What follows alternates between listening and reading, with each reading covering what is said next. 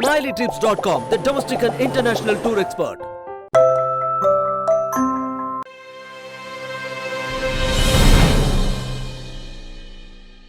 வணக்கம் சார். வாழ்க வளமுடன். ஆன்லைன் சூதாட்டம் தொடர்பாக மாநில அரசுக்கே அதிகாரம் இருக்குது, அதை ரத்து செய்யலாமா, எது வேணாலும் செய்யலாம், அது மாநில அரசுக்கே அதிகாரம் இருக்குது அப்படின்னு சொல்லி மத்திய அமைச்சர் அனுராக் சிங் தாக்கூர் சொல்லிட்டார். இதுக்கப்புறம் தமிழ்நாடு அரசு தமிழக சட்டப்பேரவையில் முதலமைச்சர் மீண்டும் தாக்கல் செய்கிறாங்க. இது எப்படி பார்க்குறீங்க? இது உடனடி நடவடிக்கை பலன் தருமா? கிட்டத்தட்ட 142 நாட்கள் ஆளுநரை வைத்து விட்டு திருப்பி அமைச்சார். பாராளுமன்றத்திலையும் நீங்கள் சொன்ன மாதிரி மத்திய அமைச்சர் அனுராக் சிங் தாக்கூர் இல்லை தமிழ்நாடு அரசுக்கே அந்த உரிமை உண்டு, அது தாராளமாக ஒரு மாநில அரசு நினைத்தால் இந்த சட்டத்தை நிறைவேற்றலாம். ஏற்கனவே ஒரிசா போன்ற மாநிலங்கள் எல்லாம் இந்த ஆன்லைன் தடை சட்டம் இருக்குதுன்னு சொல்லிட்டாரு. இப்போ மீண்டும் இன்று தமிழக சட்டமன்றத்தில் இரண்டாம் முறையாக, முதல்ல அவசர சட்டம் போட்டாங்க, அதுக்கப்புறம் சட்ட மசோதா முன்வடிவை அனுப்பிச்சாங்க. இப்போ இரண்டாம் முறையாக மீண்டும் இந்த சட்ட முன்வடிவை தமிழக அரசு சட்டமன்றத்தில் தாக்கல் செய்து இன்றைக்கி ஆளுநருக்கு அனுப்ப போகிறாங்க. இப்படி அனுப்பும் பட்சத்தில் ஆளுநர் கையெழுத்து போடத்தான் வேண்டும், அதில் மாற்றம் இல்லை. அப்போ 142 நாட்கள் கடந்த முறை வைத்தது மாதிரிலாம் மீண்டும் வைத்துக்கொள்ள முடியாதுங்கிற நிலைமை ஆளுநருக்கு இருக்கிறது. ஏனென்றால் முழுக்க மாநில அரசாங்கத்திற்கே இந்த சட்டம் போடுவதற்கு உரிமை உண்டு என்பதை இன்றைக்கி ஒன்றிய அரசு ஒப்புக்கொண்டு விட்டார்கள். இப்போ அவங்க தடை போட போகிறதில்லை. அப்போ இன்றைக்கி மாநில அரசுக்கு எந்த விதமான அப்ஜெக்ஷனும் இல்லை, தடையும் இல்லை. அதனால தான் இன்றைக்கி சட்டமன்றத்தில் இன்று கூடிய சட்டமன்றத்தில் தான் இன்றைக்கி அதை தாக்கல் பண்ணிட்டாங்க. அது சட்ட முன்வடிவை ஆளுநருக்கு இன்றே அனுப்பி வைப்பார்கள் என்று தான் எதிர்பார்க்குறேன். இப்போ தமிழ்நாட்டில் இந்த மாதிரி ஆன்லைன் சூதாட்ட விவகாரம் ஆளுநருக்கும் தமிழக அரசுக்கும் இந்த மாதிரி ஒரு நிலைமை இருக்குதுன்னு தெரியும் மத்திய அரசுக்கு, குறிப்பாக மத்திய அமைச்சருக்கு தெரியும். இந்த நிலையில் திமுக எம்பி பார்த்திபன் எழுப்புகிற கேள்விக்கு அவர் மாநில அரசுக்கே உரிமை உண்டு அப்படின்னு சொல்கிறாருன்னா அவருக்கு மேலிடத்தில் கேட்டு சொல்லியிருப்பாரா, இல்லை தனிச்சையாக சொல்லியிருப்பாரா? யாருமே தலைமையுடைய அனுமதி இல்லாமல் சொல்கிறதில்ல. இந்த மாதிரியான ஒரு சென்சிட்டிவான விஷயத்தை ஒன்று பிரதமர்கிட்டையோ இல்லை உள்துறை அமைச்சகத்திட்டையோ அவங்க ஒரு கூடி பேசி முடிவெடுக்காமல் செய்ய மாட்டாங்கன்னு தான் நினைக்கிறேன். ஏன்னா ஒரு அனுராக் சிங் தாக்கூரே இதை அறிவிச்சிருந்தாருன்னா ஏற்கனவே சில மாதங்களுக்கு முன்பு கூட அனுராக் சிங் தமிழ்நாட்டுக்கு போனார். அதாவது இன்னும் சொல்லப்போனால் ஸ்டாலின் அவருடைய பிறந்தநாளுக்கு கூட அனுராக் சிங் தாக்கூர் இடையில வாழ்த்து சொல்லிட்டு போனார், ஆளுநரை சந்திச்சார். அப்பொழுதெல்லாம் அனுராக் சிங் தாக்கூருக்கு தெரியாதா? டிஆர் பாலு கேள்வி எழுப்பினார்ல, டிஆர் பாலு கேள்வி எழுப்பினார். அப்போ அனுராக் சிங் தாக்கூர் பாராளுமன்றத்தில் அமைதியாக தான் உட்கார்ந்துருந்தார். அப்போதெல்லாம் அமைச்சருக்கு தெரியாதா?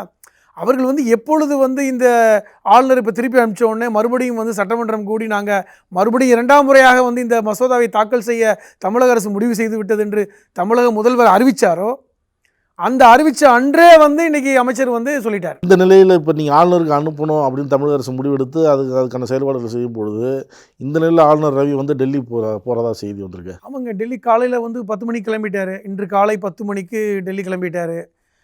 அவர் என்னென்னா அவர் என்ன சொன்னாங்களோ, மேலிடம் என்ன சொன்னதோ, ஆர்எஸ்எஸ் என்ன சொல்லுகிறதோ அதை செய்யக்கூடிய ஒரு ஏவலாள். அவருக்கென்று ஒரு தனித்துவமான ஒரு எந்த இதுவும் இல்லை. ஏற்கனவே நிப்பாட்டி வைக்க சொன்னாங்க, நிப்பாட்டினார். இடையில ஆன்லைன் ரம்மியுடைய அந்த நிர்வாகிகள் சந்திக்கும் போது சந்தித்தார். இப்போ மறுபடியும் இரண்டாம் தடவை கூடி இன்றைக்கி சட்டமன்றத்தில் தாக்கல் பண்ண உடனே வர சொல்லிட்டாங்க, போகிறாரு. அவரை பொறுத்தவரை ஒரு போஸ்ட்மேன் வேலை பார்த்துக்கிட்டு இருக்கார். சுயமாக சிந்தித்து செயல்படக்கூடிய ஒரு ஆளுநராக அவர் இல்லை. அதை முழுமையாக அந்த மசோதாவை படித்து அதில் என்ன கேள்வி கேட்கணுங்கிற அந்த ஒரு தன்மையில் அவர் இல்லை. அவர் எங்கே மேலே என்ன சொன்னாங்களோ அதை செஞ்சுருக்கிறாங்க. சொல்லப்போனால் இன்றைக்கி அவரை கைவிட்டுட்டாங்க. ஏன்னால் ஆர்எஸ்எஸ் தலைமை, பாஜக தலைமை என்ன சொல்லிச்சோ அதை அவர் செயல்படுத்திக்கிட்டு இருக்கார். பொதுவாக இப்போ ஏற்கனவே அவர் கையில் வைத்துட்டு இருக்கின்ற 21 மசோதாக்கள் அப்படி தான். அனுமதி எப்பொழுது அளிக்க வேண்டும் என்று அங்கே சொல்கிறாங்களோ ஒப்புதல் அளிக்கிறார். மற்ற நேரத்தில் தூக்கி பரன் மேலே போட்டு வச்சுருக்கார். இதை மட்டும்தான் அவர் செய்கிறார். அரசமைப்பு சட்டத்தை பற்றி கவலைப்படுறதில்லை, ஆளுநருடைய இந்த பொறுப்புகளை பற்றி கவலைப்படுவதில்லை, அதுக்குள்ள ரெஸ்பான்சிபிலிட்டி பற்றி கவலைப்படுறதில்லை, சனாதனத்தை பற்றி பேசுகிறாரு, அவங்க என்ன சொல்கிறாங்களோ அதை செயல்படுத்துகிறாரு.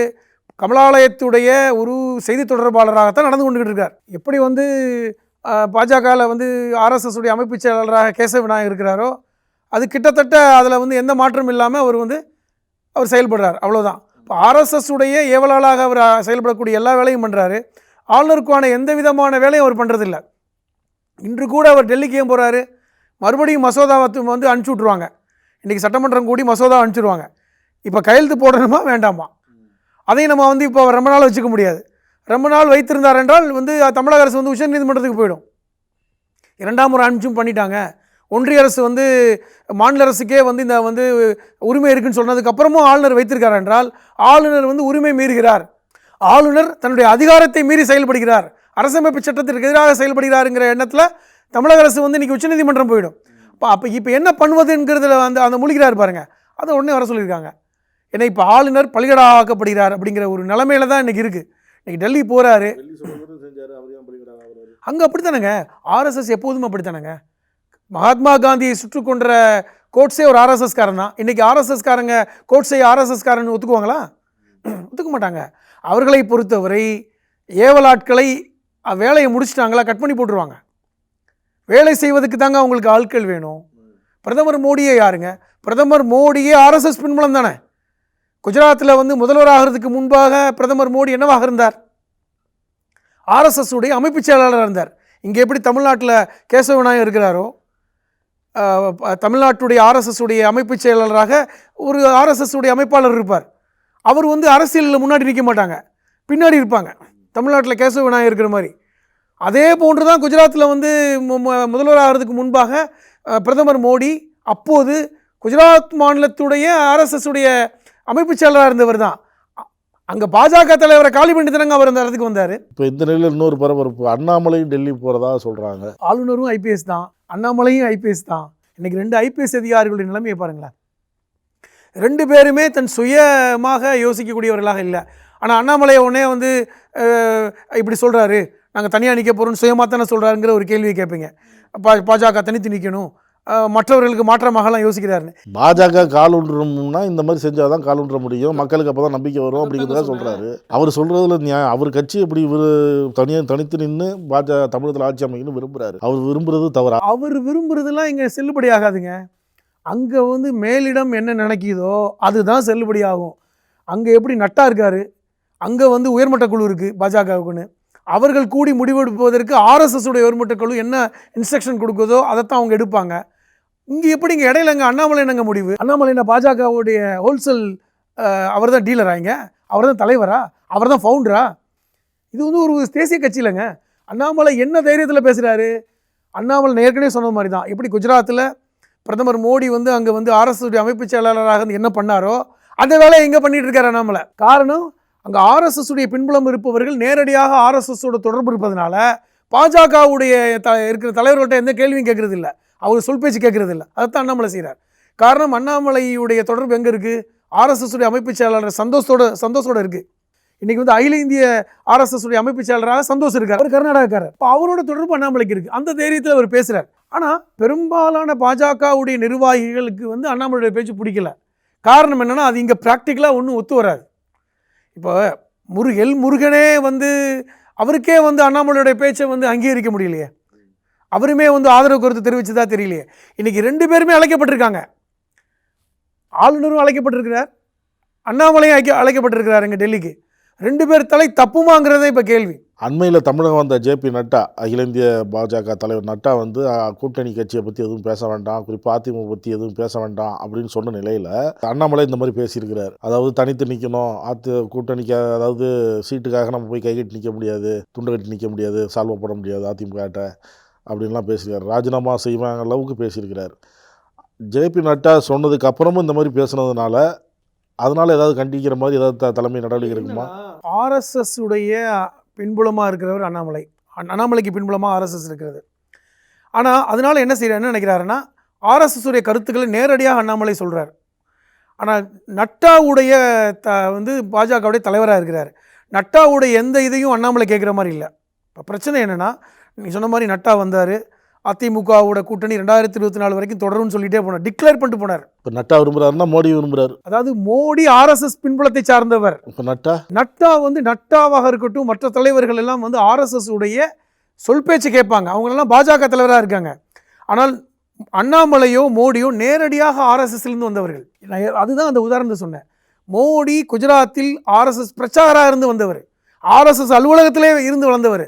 அங்கே வந்து குஜராத் மாநிலத்தில் வந்து ஆர்எஸ்எஸ் உடைய மாநில அமைப்பு செயலராக இருந்தவர். அதில் இந்த பின்புலம் ஆர்எஸ்எஸ் தாங்க பலம் அங்கே. அதே மாதிரி தான் அண்ணாமலை.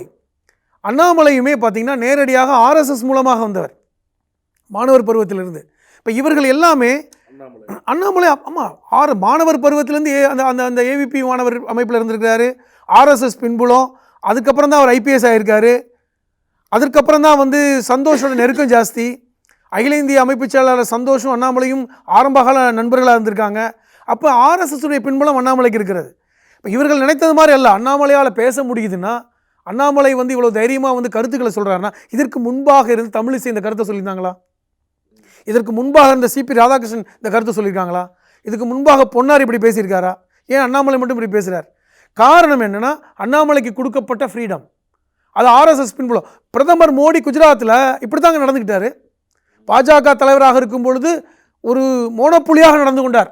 அந்த ஸ்டைலை தான் அண்ணாமலை ஃபாலோ பண்ண நினைக்கிறார்.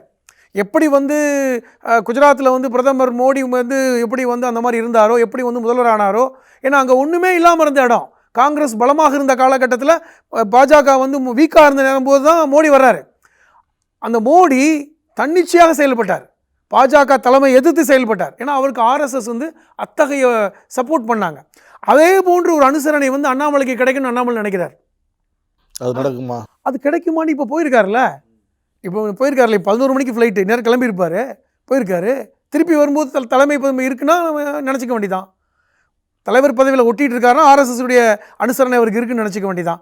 ஆனால் என்ன நான் பார்க்குறேன்னா, இவர்கள் 2024 வரை அண்ணாமலையை தலைவராக வைத்திருக்க வேண்டும் என்கிற ஒரு அஜெண்டாவோட தான் ஒர்க் பண்ணுறாங்க. காரணம் என்னென்னா, 2024 அதிமுகவோட கூட்டணி இருக்கணும்னு நினைக்கிறாங்க. ஆனால் என்ன சிக்கல்னா, இப்போது அண்ணாமலை இதை சிக்கலாக்கிட்டு வர்றார். இப்போ எடப்பாடி வந்து பிரதமர் மோடியை பற்றி பேசுகிறதில்ல, எடப்பாடி வந்து பாஜகவை பற்றி விமர்சிக்கிறது இல்லை. ஆனால் கீழே இருக்கின்ற 2ஆம் கட்ட தலைவர் அதிமுக தலைவர்கள் தான் விமர்சிக்கிறாங்க. அண்ணாமலை மட்டும் இல்லை, அது பாஜகவே விமர்சிக்கிறாங்க. காரணம் அவருடைய தலைவி ஜெயலலிதாவை வந்து அண்ணாமலை இழிவுபடுத்தி விட்டாருங்கிற அந்த பார்வையிலே அது பண்ணுறாங்க. ஆனாலும் கூட பாஜகவுடைய மேம்பட்ட தலைவர்கள் அதை அமர்த்தி வச்சுருக்காங்க. செய்யாதீங்க, ஜெயலலிதா பற்றி பேச வேண்டாம், எடப்பாடியை பற்றி பேச வேண்டாம்னு சொல்லியிருக்காங்க. அதே போன்று எடப்பாடியுமே இங்கே இருக்கின்ற 2ஆம் கட்ட தலைவர்கிட்ட சொல்கிறார் பேச வேண்டான்னு. நோக்கம் என்னென்னா, 2024 வரை இந்த கூட்டணி தொடரட்டும், அதுக்கப்புறம் பார்த்துக்கலாங்கிறது எடப்பாடியுடைய ஸ்டாண்டு. ஏன்னா எடப்பாடி பொதுச் செயலாளர் ஆகணும், அவருக்கு நிறையா வேலை இருக்குது ஒன்றிய அரசிடமிருந்து. அந்த அனுசரணை வேணுங்கிறதுக்காக அவர் வந்து பாஜகவை ஒரு அட்ஜஸ்ட் பண்ணிட்டு போயிட்டு இருக்காரு. ஆனால் அண்ணாமலைக்கு என்னென்னா, நம்ம தலைவராக வந்து 2024 ஒரு தனித்துவத்தை காமிக்கணும், 2 சீட்டு ஜெயித்தாலுமே தனியாக நின்று வெற்றி பெற்றோன்னு சொல்லணும், அப்போ தான் இங்கே பாஜக வந்து தமிழ்நாட்டில் வளரும்னு நினைக்கிறார். ஆனால் அது வந்து இங்கே இருக்கின்ற பாஜக தலைவர்களே ஏற்றுக்கல. இப்போ வானதி ஸ்ரீனிவாசன் போன்றவர்கள்லாம் இது வந்து ஒர்க் அவுட் ஆகாது. ஏனென்றால் அவர்களுக்கு நிதர்சன உண்மை தெரியும், பாஜகவுக்கு இருக்கிற 2%, 3% வாக்குகளை வச்சுலாம் தனியாக நிற்க முடியாது. அதுபோன்று தனியாக நின்றால் தேமுதிகவுடைய நிலைமை நமக்கு வந்துடும். இன்றைக்கி வந்து ஈரோட்டில் இடைத்தேர்தலில் தேமுதிக நின்று எவ்வளோ ஓட்டு வாங்கினாங்க? 1000 ஓட்டு கூட வாங்கலை, 1200 ஓட்டு வாங்கினாங்க கிட்டத்தட்ட. அது போன்ற நிலைமை நமக்கு வந்துட்டால் அப்புறம் தமிழ்நாட்டில் பாஜகவை வளர்க்கவே முடியாது. அப்படி என்பது வானதி ஸ்ரீனிவாசன் போன்றவர்களுக்கு நல்லா தெரியும். ஆனால் அண்ணாமலை என்ன நினைக்கிறாரு, இல்லை, ஒரு பிம்பத்தை ஏற்கனவே கட்டம் வச்சுட்டோம், நமக்குண்டு ஒரு இளைஞர் கூட்டம் இருக்குது, நம்ம நாம் தமிழரை விட அதிகமான வாக்குகளை வாங்க முடியும் அப்படிங்கிற ஒரு இடத்துக்கு வர்றாரு. இப்போ இங்கே தான் பிரச்சனை. இப்போ போயிருக்காங்கல்ல, இன்றைக்கி வந்து அகில இந்திய தலைமை என்ன முடிவெடுக்குதுன்னு பார்க்கணும். என்னால் ஆர்எஸ்எஸ் உடைய சப்போர்ட் இல்லாமல் அண்ணாமலையால் இப்படி பேச முடியாது. எந்த ஒரு பாஜக மாநில தலைவர்களும் தனித்துவமான கருத்துக்களை அகில இந்திய அளவில் சொல்லவே இல்லை. அவங்க கான்ட்ரவர்சியாக பேசுவாங்க, கான்ட்ரவர்சியாக மற்றவங்களுக்கு வந்து இது பண்ணுவாங்க. ஆனால் ஒரு ஸ்டாண்ட் எடுக்க மாட்டாங்க. நாங்கள் யாரோட கூட்டணி, நாங்கள் தனியாக நிற்க போகிறோமா, அல்லது இத்தனை சீட்டு ஜெயிக்க போகிறோம், நாங்கள் எங்களுக்கு செல்வாக்கு இந்த இடத்துல இருக்குது, இந்த மாதிரியான விஷயங்களை அவங்க நீங்கள் சொல்கிற மாதிரி அண்ணாமலை வந்து ஆர்எஸ்எஸ் பிரிடி இருக்குது, அந்த தைரியத்தில் தான் பேசுகிறாரு அப்படின்னு உங்களுக்கு தெரிஞ்ச மாதிரி வானதி சீனிவாசனுக்கு தெரிஞ்சதுன்னா, ஹச்சிராஜாவுக்கு தெரிஞ்சதுன்னா, நயனாருக்கு தெரிஞ்சதுன்னா, அவங்க வந்து இல்லை இது வந்து மேலே தான் முடிவு செய்வாங்க கூட்டணி பற்றிலாம் அப்படின்னு சொல்ல மாட்டாங்களே, அண்ணாமலை எதிர்த்து பேச மாட்டாங்களே. வந்து தலைவராக ஏற்றுக்கிட்டதே அதுக்கு தாங்க. அண்ணாமலை யாருங்க? ஒரு 3 வருஷத்துக்கு முன்னாடி அண்ணாமலை தமிழ்நாடுக்கு தெரியுமா? தெரியவே தெரியாது. அண்ணாமலை ஐபிஎஸ்ன்னு பார்த்தா கூட பாதி பேருக்கு தெரியாது. எப்படி ஏற்றுக்கிட்டாங்க? அண்ணாமலை வருவதற்கு முன்பாக வந்து இங்கே இருந்த தலைவர்களுடைய நிலைமை என்ன? ராஜா மாதிரி ஆட்கள்லாம் வந்து எவ்வளோ சீனியரு, வானதி சீனிவாசன் எவ்வளோ சீனியரு, பொன்னார் ராதாகிருஷ்ணன், சிபி ராதாகிருஷ்ணன் எவ்வளோ சீனியர் இருந்தாங்கல்ல. அப்போ இப்படிப்பட்ட ஒரு இடத்துல வந்து திடீர்னு அண்ணாமலையை துணைத் தலைவராக்கி தலைவராக்குனாங்கல்ல. ஏன் ஏற்றுக்கிட்டாங்க? ஏனென்றால் இவர் ஆர்எஸ்எஸ் பின்புலம், ஒன்றுமே பண்ண முடியாது. ஆர்எஸ்எஸ் ஒரு முடிவெடுத்ததுக்கப்புறம் அதை கேள்வி கேட்பதற்கு அவர்களுக்கு எந்த உரிமை இல்லைங்கிறது தான் அவங்களுடைய இது. அதை ஏற்றுக்கிட்டாங்க. அதனால தான் அண்ணாமலை செய்கின்ற எல்லா அல்ட்ராசிட்டியும் அவர் செய்கின்ற எல்லா அட்டூழியங்களையும் பொறுத்துக்கிறாங்க. அது வெடிக்குது. இப்போ அரும்பாக்கத்தில் நடந்ததில் என்ன வெடிக்குதுன்னா, நாங்கள் தனியாக நிற்கணும்னு சொல்வது கட்சியுடைய கொள்கை முடிவு அப்படின்னு வானதி சீனிவாசன் வந்து குரல் உயர்த்தினாங்க. காரணம், கட்சியோட கொள்கை முடிவு பேசுறதுக்கு உங்களுக்கு உரிமை இல்லை, அது உயர்மட்ட குழு தான் முடிவு எடுக்கணும், அது நியாயமானது. அதனால தான் அவங்க குரல் கொடுத்தாங்க. மற்ற எத்தனையோ விஷயங்களுக்கு குரல் கொடுக்கலையே. இப்போ வந்து கோயம்புத்தூரில் நாங்கள் தனியாக பந்து நடத்த போகும்போது அண்ணாமலை சொன்ன விஷயத்துக்கும் அவங்க சொல்லலை. அண்ணாமலை வந்து இத்தனை பேர் வெளியே போகிறாங்களே, கட்சி விட்டு போகிறாங்களா, அதுக்கும் அவங்க ஒன்றும் பதில் சொல்லலை. பாஜகவில் நடந்த இந்த ஹனி டிராப்ஸை பற்றியும் எந்த கருத்தும் சொல்லலை. பெண்கள் இத்தனை பேர் பாதிக்கப்பட்டாங்களே, இவ்வளோ பேர் வந்து அந்த வீடியோ ஆடியோ பிரச்சனைகள்லாம் இருக்குது, அதுக்கும் பெரிய தலைவர்கள் கருத்து சொல்லலை. காரணம், இவருடைய ஆர்எஸ்எஸ் உடைய செல்வாக்கு. அதுக்கு யாருமே பதில் சொல்லலை.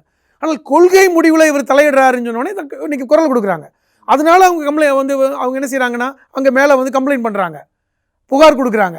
அதன் அடிப்படையில் இன்றைக்கி நட்டாவை பார்க்க போகிறார். அவர் நட்டாவை மட்டுமல்ல, ஆர்எஸ்எஸ் தலைவரையே சந்திக்க போகிறார்.